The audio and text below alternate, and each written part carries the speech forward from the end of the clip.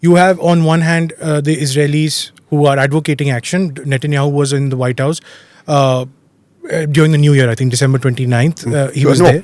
2 days before the 2 days before the outbreak of the protest. So they have one section over there, and President Trump has also sort of painted himself into a corner where he's saying help is on the way, and you have U.S. senators like Lindsey Graham, the so-called neocons over there also pushing for some sort of kinetic action. On the other hand, you have people like the Saudis and the larger West Asian countries over there who have oil interests, and they have an interest in a stable West Asia. So when you weigh both of this in your considered education speculation, what do you think would be Trump's decision as we sit over here? Oh, difficult to say, but let me just make one comment. What do the people of Iran want? As our colleague said, they're fed up of the system. They want change. But how desperate do they want instability? They've seen Iraq, they've seen Syria, they've seen Afghanistan. Libya, yeah. And, the vast middle of Iran is suffering. Well, they've been suffering for 45 plus years. Soon after the 79 revolution, when the hijab was made mandatory, the women went out on the street protesting Khomeini's decision. That continues, that kind of, anti-establishment, get into the street and assert yourself, that persists. But I like to say there is an elasticity between the ruled and the rulers. The ruled will push to a limit and then pull back. So we are also getting reports, not from the West, from within Iran, that there is calm now in Tehran, Isfahan, Shiraz, the big cities. People are just going to the morgues, like you mentioned, collecting their killed, their beloved, and shouting death to Khomeini. That slogans continue. But at the same time, the regime also, if you remember in the first week, post-December 28th, the regime was also assessing how big this is going to be. They didn't immediately step into the streets. It's only when it spurted, then internet lockdown and anything. Now, I expect maybe perhaps, like I said, it's very fluid. We may be at a tipping point. Can go either which way. But the people don't want instability. I think the Iranian people don't want instability. They do not lack for electricity.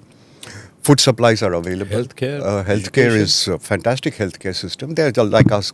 Despite terrific. Sanctions. Despite 47 years of US sanctions. The country is not isolated. Yeah. It continues to, let's say, thrive. It can do. The potential is enormous. Yeah. Enormous potential of the people. They are very tech savvy. The youth now find desperate. 2022, the anti-hijab riots started as a social movement against mandatory hijab and the death of that poor girl, Mahsa Amini. And then it quickly morphed into political. 2019 November, we had fuel strikes. There was a proposal to hike petrol prices. Soon morphed into political. This time we have an economic issue, the collapse of the rial against the US dollar. Ambassador, this is where I want you to juxtapose, because now the only thing I can think of is the fall of Mossadegh that happened. That was also started with the Bazaris, the trading class also, wealthy class did the protests. Over here also we are seeing the wealthy class doing the protests. But keep one thing in mind. But explain the ferocity of these protests. Leaderless protests. Well, we don't know how ferocious the Mossadegh protests were. Yeah. But there, the people rallied around the flag. It was a nationalist movement. Mossadegh was replaced by who? The Shah was brought back. Yes. And people, they said, what have we done? Is Mirza Pahlavi going to come back now? No way. This doesn't have a support. And besides, look at the American. I mean, when Shah of Iran was this... So we've seen that happening in Afghanistan and all this. Let me just give it, why are you trusting the American? I mean, the Shah of Iran, when he was displaced by his own people, they didn't even receive him in the United States. But for God's sake, he had to take shelter in Egypt and in France, his family. So that means they have no interest. Are they really going to promote democracy? We have seen from the Arab Spring 2011 what they have done with the rest of the Arab world. There is nothing in Iran that they wanted to bring democracy. But Iranian people are 65% of the Iranian are youth, and they are very energetic, and they will rally. 12 days of attack on Iran by Israel and America have made the people rally behind the government.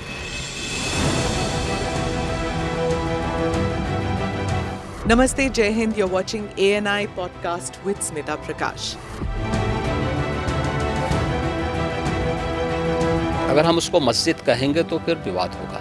The issue is टूटा है क्या भारत? 400 पार का मतलब ये है कि संविधान खतरे में है। क्या हम लोग ये निर्देश देते हैं कि फला को गिरफ्तार करके जेल डाल दें? वही तो कह रहे हैं सब। ये बेबुनियाद निराधार आरोप। सच्चा सुनना चाहो देखो स्मिता प्रकाश ANI, it does not lie.